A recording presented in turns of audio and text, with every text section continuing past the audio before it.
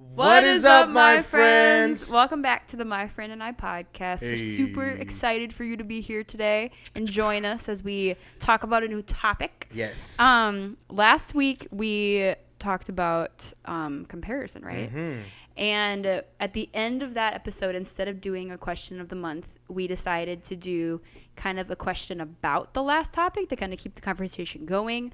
And it did kind of go a little bit. Oh, did it? We had a few replies. And so at the end of this podcast, we are going to do the same. So make sure that once we're done talking, that we can kind of keep it going. Yeah. And you can find that question by following us on Instagram or YouTube or the Facebook. All the socials. All the socials. Come on, somebody.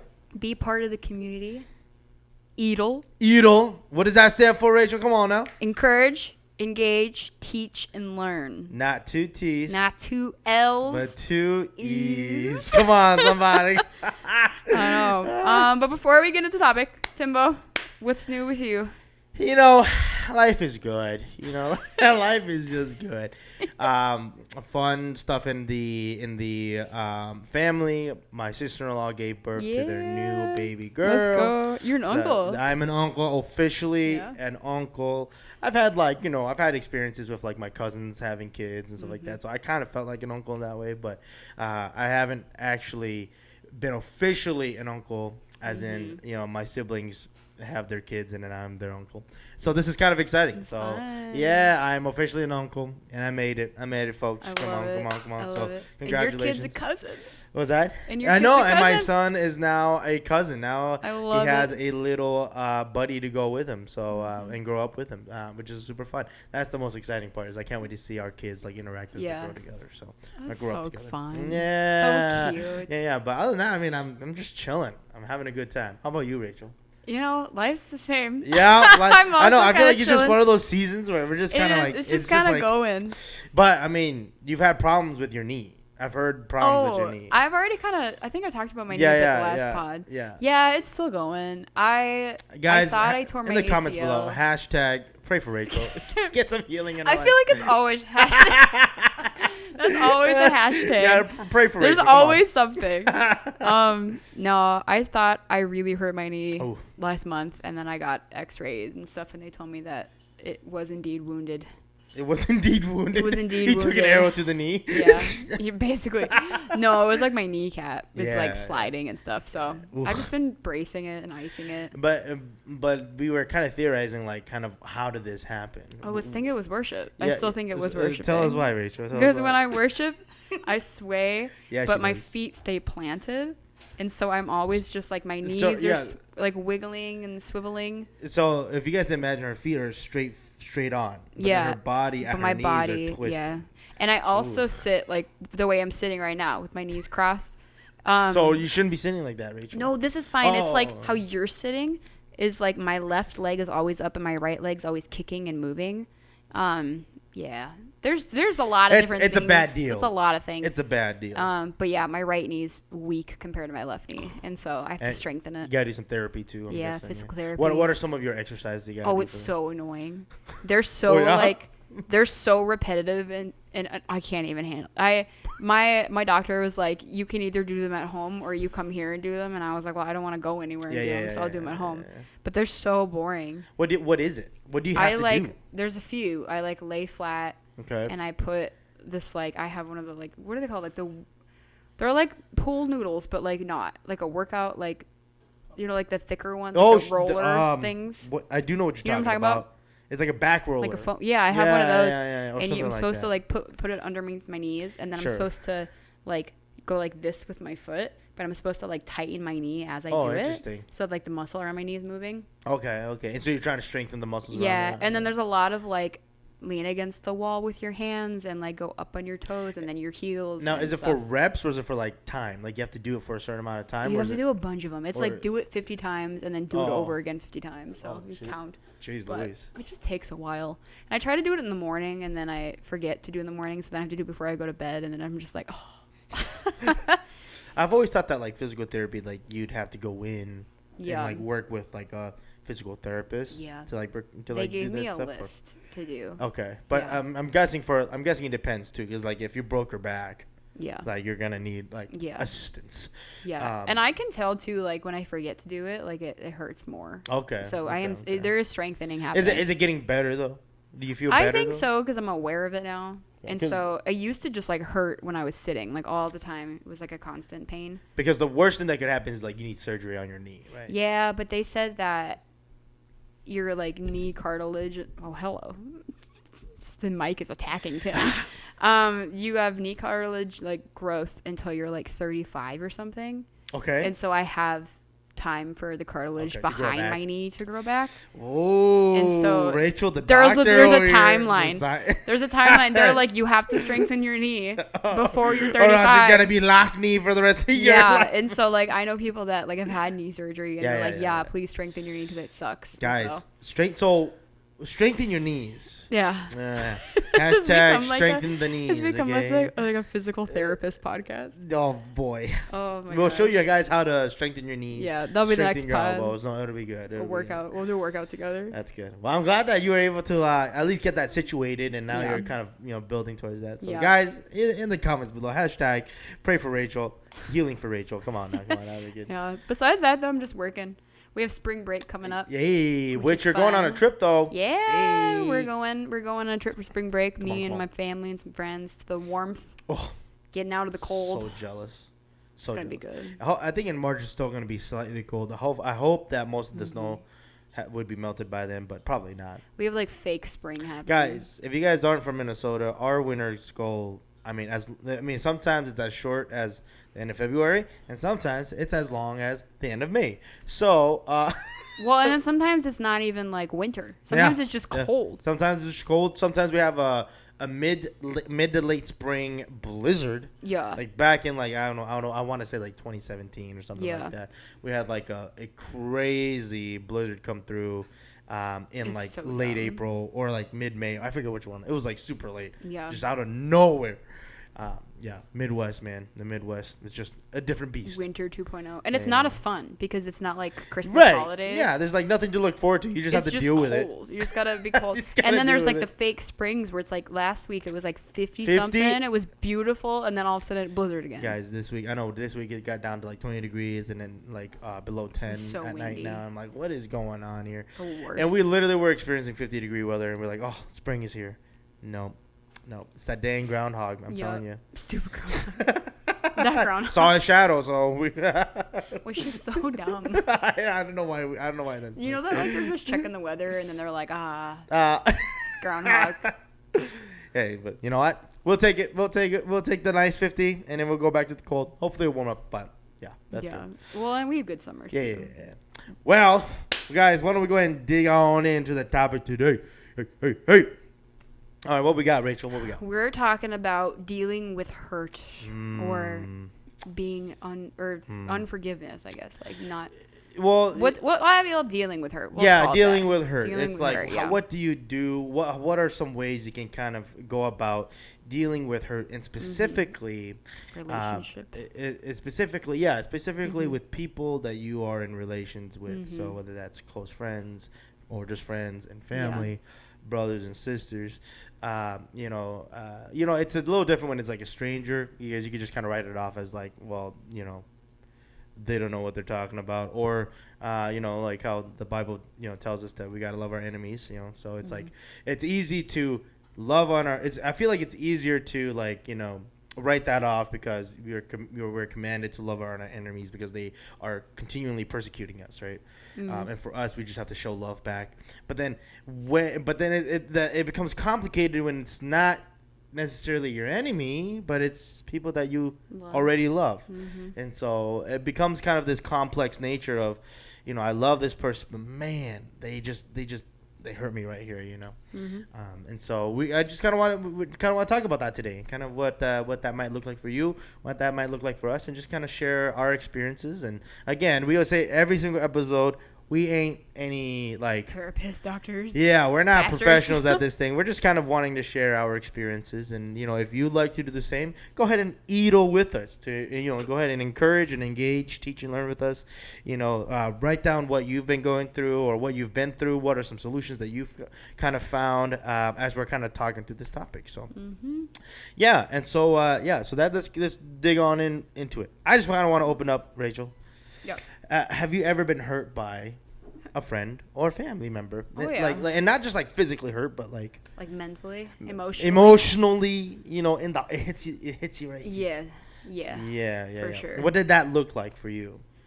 Well, there's been lots of times. Yeah. Choose a particular situation. I think, I don't know, my brain goes to friendships the most. Yeah. Which is so fascinating to me because we often think about the hurt that friends do to us first, rather than like family do to us. Yeah. I think I just come from a really good family though too. For sure. Because there's for sure people out there where it's the opposite. Sure. Yeah, for sure. Where kind of your friends become your family. Yeah, for sure. And not saying mine are, like, I love my friends. I think though for me, I think of my friends first because I have so many from so many different circles. Yeah. You know a lot of people. I know a lot of people. I'm not saying like, oh, I'm the popular. I got all these friends. No, Rachel's just they're just like to. random. Yeah. I just have random friends. She just finds herself in a spot where there's people. And she just makes friends wherever she goes. Yeah, I like talking. I'm a people person. She is a people person. No, I think that I think of lots of times where I actually have been hurt from people that I don't. Well, there's two. I think of two different kinds. Okay. And I think it's a lot harder for me to maneuver hurt, which I feel like this would be the opposite for some people. Sure. But it's harder for me to navigate being hurt by someone that I don't know as well versus someone I really love. But you're still like an acquaintance to them. Yeah. Sure, like I can think of like friendships where like they'll say something and it'll kind of hit me the wrong way, and I'm like, but you're like. You don't really know them. Yeah, you don't really know them. So it's like, how do I navigate that? Yeah. Versus like people I really know and I love, I'll be like, dude, that was really dumb to say, you know? But I think some people, it's easier for them to navigate that with people they don't know because it's like, oh, we're not super close. It's fine. Yeah. This ends. Whereas like I just love everyone a lot. And so even if I've only known you for like 2 weeks and you say something, I'm like, I don't want to hurt their feelings. I'm like a very empathetic person. So I don't know. I think about like specifically a time where I was like in a situation where like someone did something bad and said something wrong, and I kind of call them out, but to them it was like, this is a stranger calling me out, and they got really hurt from it, but the thing they said was not very kind to say. Yep. And so then I was like in a situation where I was like, wow, like for sure that wasn't my place to tell them that, but also like they needed to kind of needed it. Yeah. But then I'm empathetic, so then I was like, oh no, like I really hurt them, and then I felt bad. Yeah. And so there was a conversation that needed to happen, but then I was also like, I don't talk to this person ever. Does it need to happen? Yeah. But in the process of that, when we have, by the way, sometimes we have notes on our phones. Yes. Sometimes we don't. Keep us on track because we're ADHD everywhere. Tim kind of navigated a way to kind of go through dealing with hurt, and the first one that he talked about was forgiveness. Was that like the first step? And I think you're spot on, because I think in a situation like that, like I didn't know this person, and so I had to like think about this myself, because I think sometimes it's really good to talk to the person right away, especially someone you really love. Like I'm not gonna go if I'm having a problem with my brother Matthew. I'm not going to be like, oh, I have to tell everyone and talk about it with everyone. Like, I love him enough and we have a close enough relationship where I'm just going to go to him. But I think with someone like that, like, I don't know this person very well. So I have to process it a bit more before I approach them, because I don't know them at all. But I know that I should talk to them. Yeah, and I think that's something that you said a while back, like a few episodes, like, I don't know how long, maybe it was like the first year during our podcast episode, but it was in another episode where you said that like when it comes to like conflict, I think it was our conflict resolution, our conflict episode. Yep. I think that you said that you like to bring your conflicts to the Lord first. Yeah. And I think that that's such an important key, because the one thing that I have found, in at least in my life, and maybe this is just who I am, but I feel that if I don't before that conversation needs to be had, right? Before you come into that conversation, I feel like if you don't prepare yourself, mentally, emotionally, and spiritually, you're only gonna have walls. Right? Your guard is gonna be up. Are you ready to even accept an apology from them?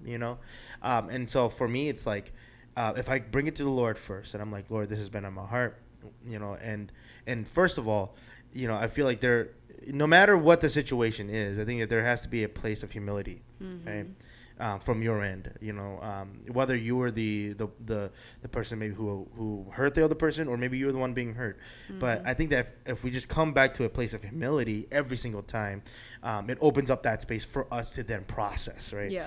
And so a big thing is, before I like to come into conversation, I want to process it with the Lord, and then I want to forgive them. Now, the reason why I like forgiving people, or want to forgive people, well, first, we're commanded to forgive people, but also, if I go into a conversation not having already forgiven them for what they've done, I feel like I'm only coming in with like resentment and bitterness. That's all I'm coming in with. Like, I want you to submit to me, right? And it's almost like I feel that way where no, I'm not. I'm gonna put up my walls. I'm gonna put up my guard until you apologize to me, and then I'll let it down, and then I can forgive you. And I feel like for me, that's just not how I would see, Jesus Christ doing it. Yeah. I feel like Jesus Christ would put everything on the table and said, "Hey, you know what? Yeah. I saw I heard and seen what you've done, and I've forgiven you, and I want to have this conversation and tell you why, and why it's wrong, and what's going on here, and hopefully through that comes love, through that comes responsibility, through that comes self-conviction, and hopefully that person then can see, man, Tim came to me and he wasn't mad, he wasn't angry, he wasn't resentful, he wasn't even looking for an answer. I feel bad, man. I need to apologize." And and later in the episode we'll talk about, well, what happens when it goes too far. Yeah. What happens when nothing works out. And we'll get there. But I feel like if we all come from a place of forgiveness before we even come into this conversation, we let down those walls, we let down that guard, and we're able to allow the conversation to fill us, and instead of just kind of pushing things out. So that's kind of my idea behind it. Yeah. Yeah. What about you? I think I'm similar. I think that as someone who is very empathetic towards others, it's hard for me to forgive sometimes right away. It also depends on the situation. Like if it's someone that I really, really love, I'm like, I want them to continue to be in my life. I need to find forgiveness for them. Right. Versus someone where I'm like, I'm not as close with this person. Like, I want to hear them out before I kind of develop my idea of who they are, because sometimes you just don't know a person for sure. I also know that people are just dumb sometimes and they say stupid things. And so it's or it's like in the moment and they just but if it's like someone I really know and I really love and I know their heart behind the things that they're saying, I'm like, I'm gonna find this forgiveness and take it to Jesus first before I talk to them. But I think I don't ever want to approach someone to be bitter towards them while I'm talking to them, because then you're acting on your emotions and not a clear head, a clear space. Totally. And I also think it's important to understand that, but because I am ready, they could not be ready. That's right. And so even having like a pre-convo, being like, hey, when you feel like you've processed this, like, I'd love to talk to you about it, and not push them to do it. Because sometimes it takes longer. And I do think that it is important that especially people that you love, right? I mean, again, this episode isn't necessarily about the strangers that you meet on the street that call you names because you're a Christian, whatever. Like, that's a different thing. But in this episode, we're specifically talking about people that you're friends with, people who are close to you, people who you love, who you care for, and how they hurt you. So reconciliation. The word reconciliation is a big part of this whole process of dealing with the hurt, and I think that if you really care for a person, first of all, to not allow the incident to ruin and to basically for you to be in a place where you cut off that person. I think that's especially without working through it. I think that's a disservice to yourself and a disservice to that person. I think that there has to be some sort of reconciliation that happens between the person that hurt you and yourself.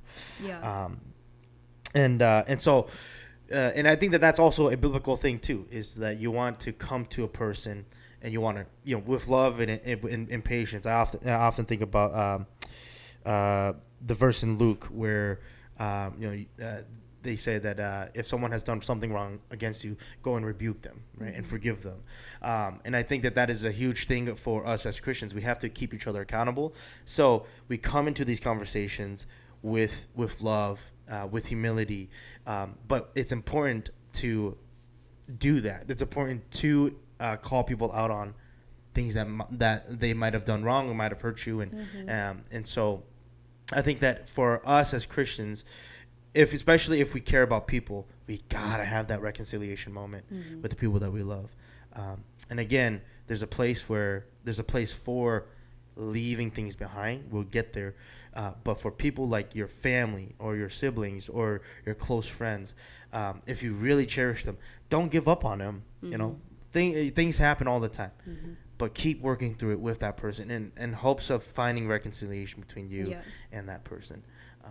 I think there's also, too, like, I'm thinking of, like, 3 types of reconciliation conversations. Is, like, one, I feel like the goal is always the same. The goal should always be to continue to grow past something and to love them and to leave it behind. Amen. But you could either go in knowing that you did something wrong and you're trying to find forgiveness from them. Either they did something wrong and you're trying to find forgiveness, or it was just like a full-on argument where both of you have a perspective. Yeah. And I think in reconciliation, even if, again, it depends on the situation, but there should always be the goal to, like, what would Jesus do? Should always be it. Because your perspective and their perspective could be completely different. And the way that you perceive things and the way that, like, I perceive things, the way you handle things because the way you were raised versus the way I handle things because I was raised, like, all of those things you have to take into consideration. But then at the end of the day, like, what's the goal? Right. Is that you just want to love each other. Right. And grow from it. For sure. And so I think we always get caught up into, like, oh, my way is best or your way is best type of deal. But maybe it's not. Right. And you have to lean into that conversation and find kind of some reconciliation there. But yeah, I think about the time where you were I think I said this before in a podcast. Probably. But I think about the time where we were in the car and I asked you and Graceland something and both of you had, like, a different opinion on it. And then you're like, oh, but we find the middle point because we're husband and wife. Like, Graceland's way is not right and your way is not the right way, but you have to find the right way together. And then also maybe Graceland's way is right. And you're like, I'm going to listen to her because maybe it takes her trying to tell me this for me to, like, change my perspective. And so it's all about that listening and being patient and being okay with being wrong. Even if it doesn't necessarily, even if it's not necessarily a right or wrong, right? But being willing to change perspectives, for sure, 100%. And then while also finding a common ground too, yeah, because people are both coming from different ways. So and so from forgiving a person to prepare yourself into having a conversation to now having that conversation and kind of bringing up the problems to the forefront, where do you go from there? And I think you nailed you hammered the nail with that. From there, then we continue to love and to grow with each other, right? That we continue to love each other as human beings, as Christians, as brothers and sisters. But then, are you okay, Rachel? An ice cube just, like, went down my throat. Buddy. Oh I'm boy! Sorry. I'm fine. Ooh. Take another sip. Let's hear it. Ooh, carry on. Oh my gosh. I thought I was gonna die in the podcast. Rachel. Oh, there's, like, little ice cubes in my drink. Why do you have ice cubes in there? Oh, because your son helped me put them in my cup. And then, blame it on the baby. And then, because I was like, I get water. And then I was like, should we get ice? And he was like, oh, yeah. Well, I'm sorry. Well, the Lord said, not your time. Oh, my gosh. But then they melted, so they're small. Anyway, I'm fine now. My life flashed before my eyes there. There you go.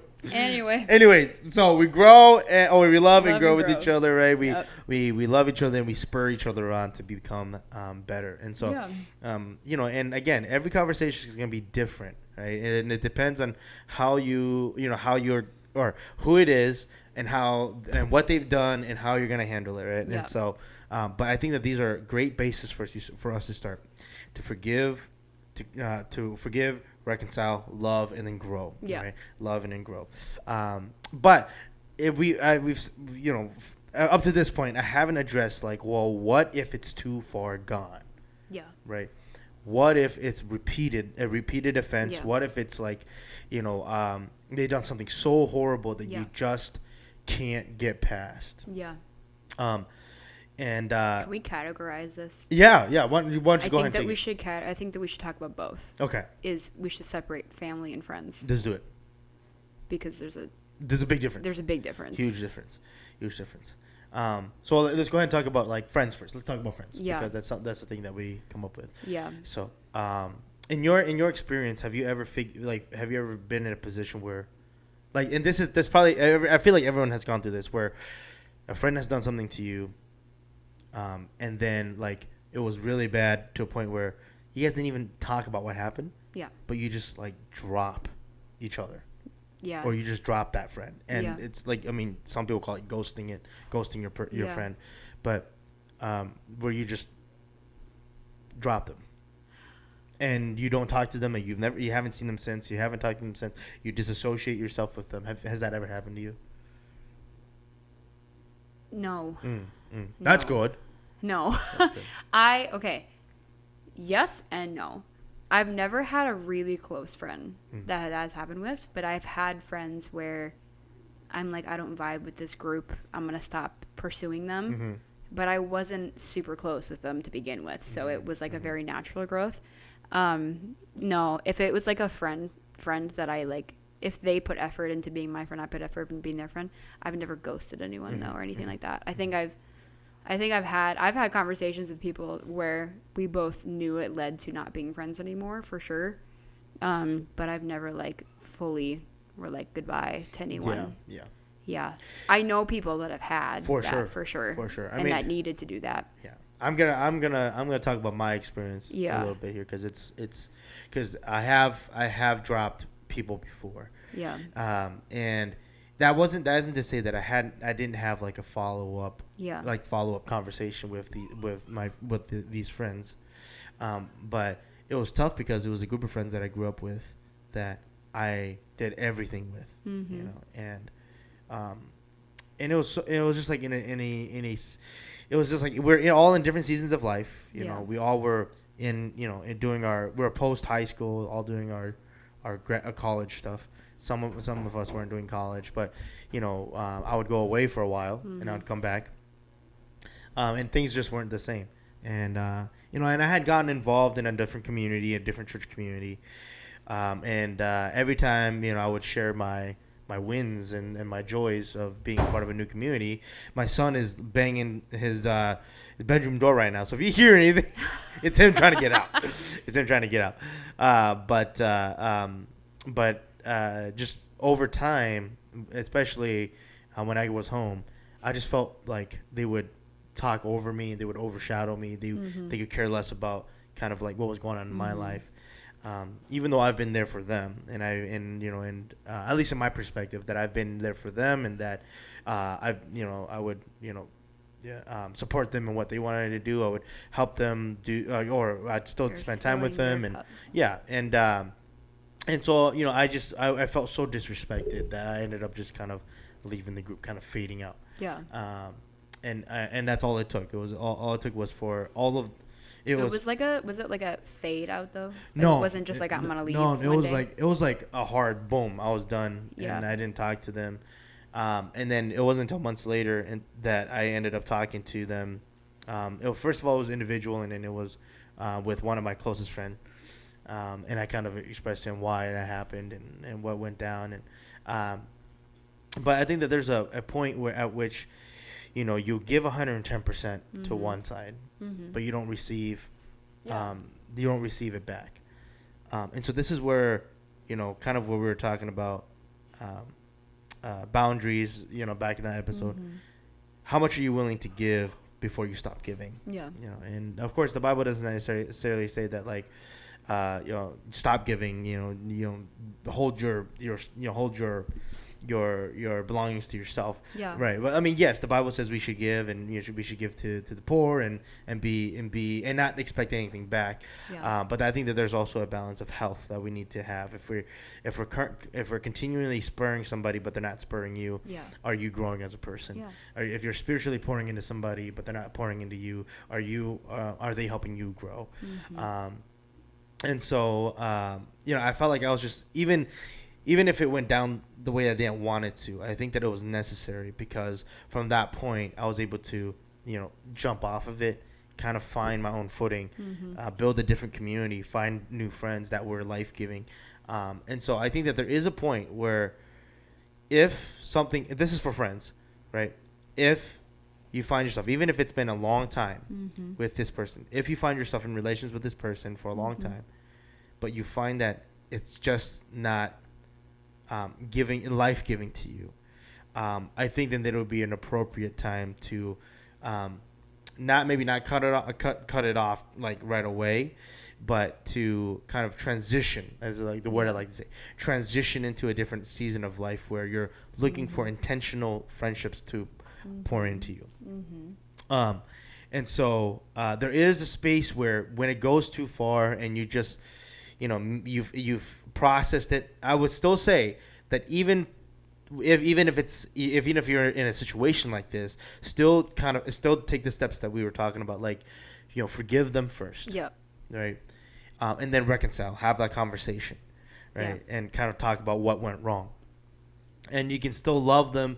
You can still love them as a person, as old friends, but then make a mutual understanding that, hey, maybe this isn't gonna work out. Yeah.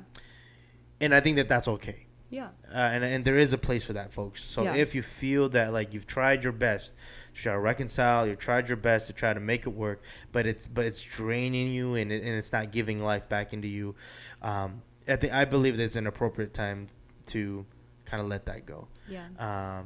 And I don't know specifically about what the Bible does say about dropping friends or whatever. But I feel that like being in a position where you're continually being drained and being tired, because you're trying to pursue something that just doesn't work out. I feel like that isn't something that God would want for you. No. And I do believe that God puts challenges in front of you, but he always has victory in the end for you in those situations. But I feel like if it just continually draining you to a point where you're tired all the time, or that you just don't have the life in you to continue building that, I think it would be a good time to kind of to transition out of that relationship. I feel like, I don't know, it put it in my heart for a second. Okay, the church that Tim works at that I grew up at, I'm part of the youth group, and I was asked to do a sermon coming up. And I'm talking about in Matthew the wheat and tare parable.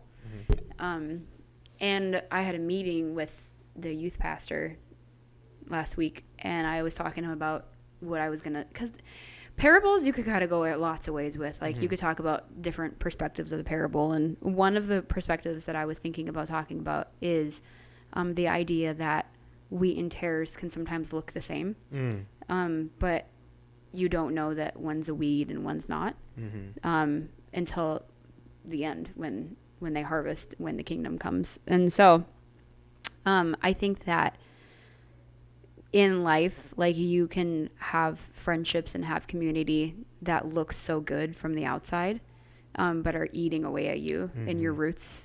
And I think that, again, it takes time to see the perspective of, oh my gosh, like I'm not saying like I'm the best person, but in this relationship, like, I'm the one that's moving towards Jesus, and like this person's dragging me down, or they're suffocating me, or they're not allowing me to grow and towards like Jesus and his kingdom. And I think those people can look so good on the outside. Yeah, for sure. And I like have like a very specific like time that I can think of where I was friends with this group of people, and like so Jesus loving, like they love the Lord when they needed to, like when we were at like worship things and Bible studies and stuff, and then the second we like left the building, where they were like all completely different people, but because they loved Jesus so much, I was like, oh, this is fine. And so, and I remember like being like, I need to get out of this group. But I was like, I also can see how much they love Jesus when we're at these Jesus things. For sure. And I was like, oh, I want to be like them. Like, I want to love Jesus the way they love Jesus. But then when they're not there, I'm like, you don't love Jesus the way I love Jesus. And so I think that we often like compare ourselves to people that we think are really good. And that's a whole different topic. But within like friendships, like who's filling your cup in a way that is good. That's right. And like not weeds are poisonous. For sure. Like in the wheat and tear story, like the weeds, they look like if you're like driving down the road and something looks like wheat, but you're like, no, that's a tall weed right there. Like, you just don't know. And so I think, like you want good roots and you want good soil. And so you need to find that good community. Mm-hmm. But they're not Jesus. Like, at the end of the day, they're not Jesus. Mm-hmm. And so you want to fill your cup with good things. But if they're not good, like, you got to let them go because they're not Jesus. Yeah. So. Yeah, so. That was my ramble. Yeah, no, I think so. I mean, ultimately, I think that there is a place to say, you know, enough is enough. And it's time to move on from this relationship or this or this relation that you have to whatever person that hurts you. Mm-hmm. And so don't feel that, you know, that you have to continue being in this relationship when it's not life-giving in any way. Yeah. I think that there's a way to transition out of it and to kind of move on from that. Yeah. But you know, you need people to fill your cup and so you can fill others. Yeah. Okay, but now how does it look like for family? Mm-hmm. Mm-hmm. Ooh, that's messy. It's a toughy one. It's messy. Again, we're not pastors. But from my own perspective, I can think of times in my family. I think of my mom a lot. My mom deals. Oh, no. So my mom is so funny. I love no. My mom's always like, you're talking about me on the podcast. I can think of times where my mom has been like, it's okay to walk away, but we are to still love. Mm-hmm. And I think with family, like that's how we deal with it. Is it's okay to not be up in their business, and it's okay to disagree with them, but in the end, we are to still love them and pray for them. We don't need to constantly be at their hips. Yeah. So. Yeah, because you know it's hard with family because, I mean, not that it doesn't happen. Like it's hard to say that like you want to like detach from this. Yeah. Like you can, but you can detach. But even when you do, you will forever be associated with the family. So even if you detach, you never see your family again. You always know that you had a brother, you had a sister, you had a mom and dad, and you always have memories of that. Yeah. Because they raised you. Yeah. That's how you were raised. Yeah. And so even as an adult, when you leave your family, you know you're still associated with your family. So it's hard to just drop. It's hard to just cut off. Even if you don't talk about it. Sure, you can tell people, I don't want to talk about family. I don't talk about them anymore. You can say that, right? But we all have to admit the fact that we will forever have memories and be associated with family members, right? Whether or not we're close with them. So it becomes kind of iffy. Like with friends, you can never see them again, and you can never talk about them, and they can, you know, you will forget about them. But family is something that you just can't forget about. I know people who have left their families, who don't talk to their family, who hates their family even, but they still know their names. They still have memories of them, and fond memories even sometimes about, you know, in their childhood. It's something that just that just doesn't leave you. Yeah. A friend, even if it's a long friendship with many memories, if you leave a friend 20 years down the road, you might even forget their name. Yeah. You know, but family you just never forget. Yeah. I've heard like really insanely beautiful stories too of people who like I have a friend, I'm not gonna say her name, but I have a friend who who had an awful childhood, like the worst childhood, and it's part of their testimony that that they went through this super traumatic thing, and now like the person that hurt them the most, he's the closest with, and it took 26 years. Wow. For him to forgive that person, and now they're so close, and so I think. Yeah, it just, you never know how God's going to write your story.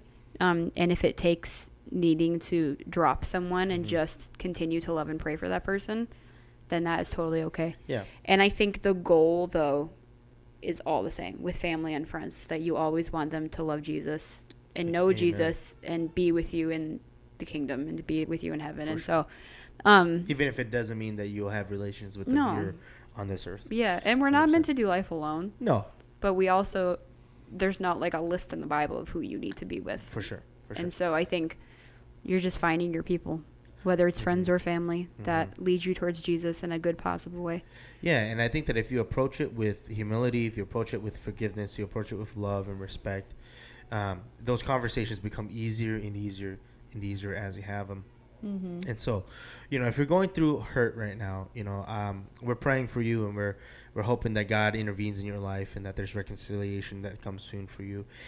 But take the time to process these things where you're like, or even about yourself. Am I being too bitter? Am I holding on to something that I just need to let go of in order to start having these conversations? Because sometimes it's us holding ourselves back. And so I encourage you, if you're going through hurt and you're processing it, kind of reflect on what's kind of happening inside of yourself, and then bring it to the Lord.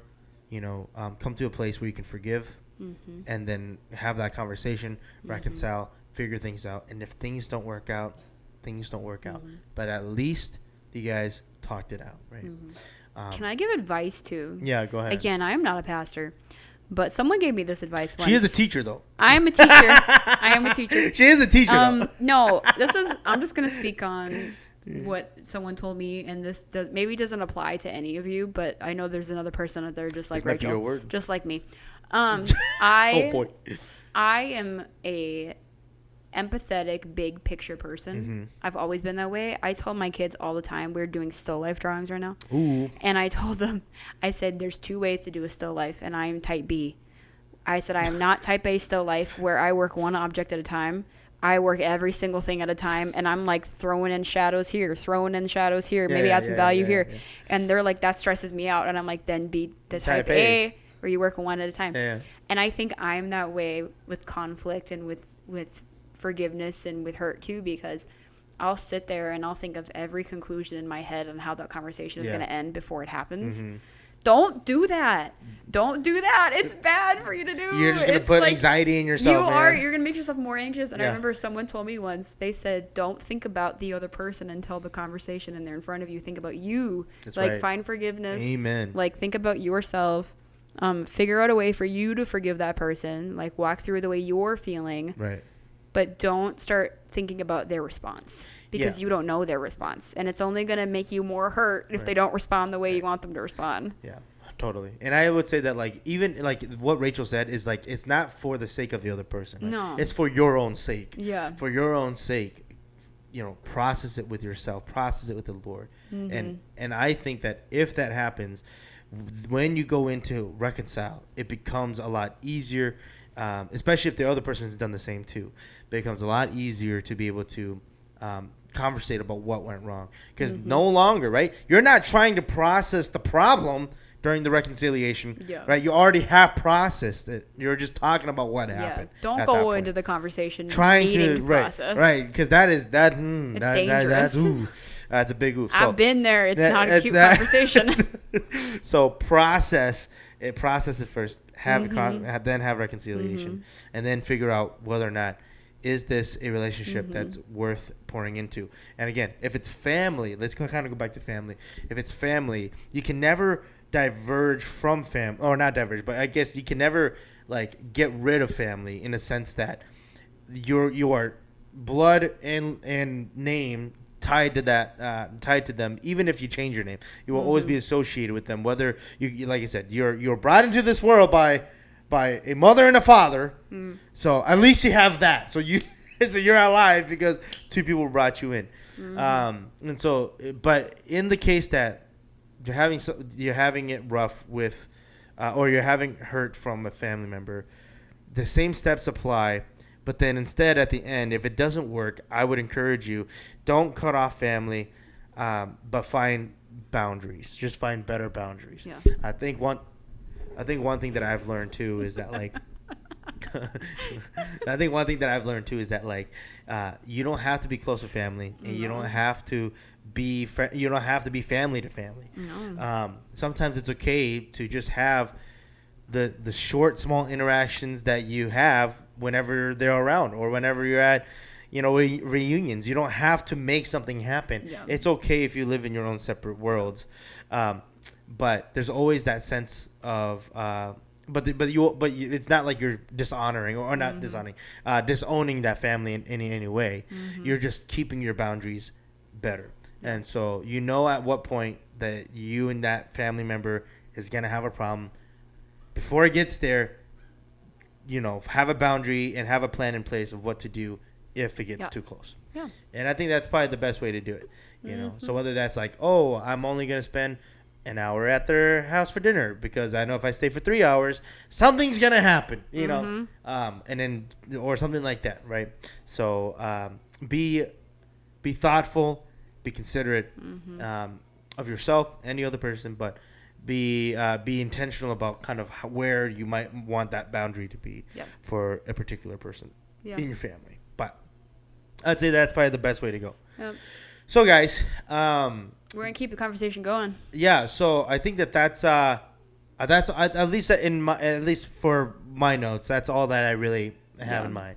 If you guys have other things that you guys want to kind of add into the conversation, put it down in the comments below. We'd love to see how you guys deal with hurt. How do you guys process it? How do you guys go about reconciliation? Mm-hmm. How do you guys build back relationships? How do you guys put boundaries in place? How do you guys move away from relationships? Mm-hmm. If you guys have experience you guys want to share, feel free to put it down in the comments below, or even better, shoot us a message on Instagram. Go over to the Instagram, send us a DM. We'd love to hear your story and the things that you have maybe been experiencing, and we can eatle. Come on. So, what is the next question of the month, Rachel? What we got?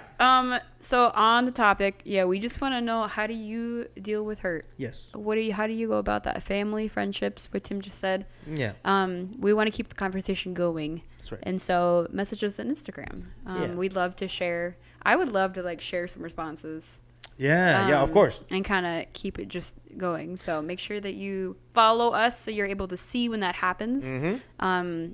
It'll get posted once the podcast posts. Yeah. So come on. You can listen and then respond. But we got some answers from the last month's question of the month, didn't we? Yeah. Okay. From comparison? Yeah. Did we? I thought you were going to share something. I for sure didn't write it down, though. Oh, never mind then. I remember someone did.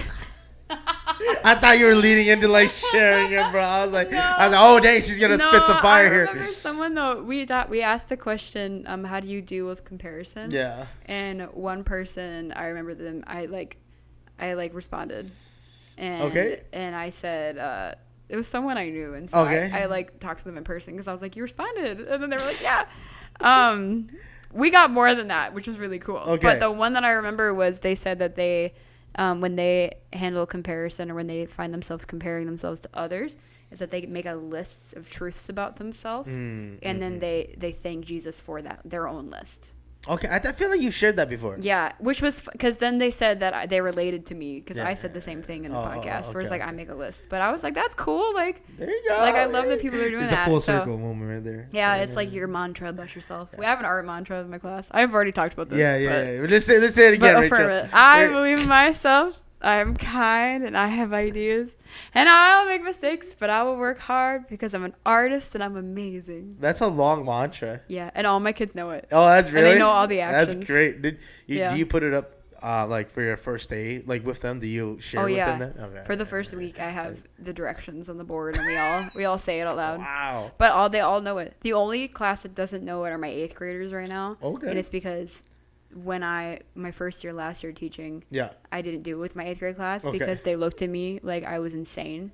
I would too. But I taught it to my 6th and 7th graders. They love it. And so this year, this year my 7th graders, next year are going to be 8th graders. And and they'll know the mantra. There you go. So there you go. The whole school is going to be doing it. Come on. It's going to be great. I love that. Anyway. All right, y'all. Well, that's all we got for today. If you guys want to check out more, you guys go ahead and visit our YouTube channel. we have a lot of different topics that we've talked through. A lot of funny ones, a lot of good ones, a lot of serious ones, a lot of dramatic ones. But feel free to check it out in our YouTube channel and leave us a comment, like, subscribe, and share. Or if you have topic ideas, yes, let us know. We'd love to hear those. We have to like take inventory now of the ones that we've done. I know. So come on. Well, that's all we got. Let me pray for us and let's get out of here. Heavenly Father, we just thank you for this episode, Lord. We thank you for those who are listening. May you just be an impact on their lives and intervene for what's going on. And if they're feeling a sense of hurt from people, Lord, may there just be reconciliation in their lives, and may you just guide them through that. And may you just be with us as we continue doing this podcast, and we lift this time up to you. We pray this in your name. Amen. All right, y'all. We'll see you guys next time. Bye.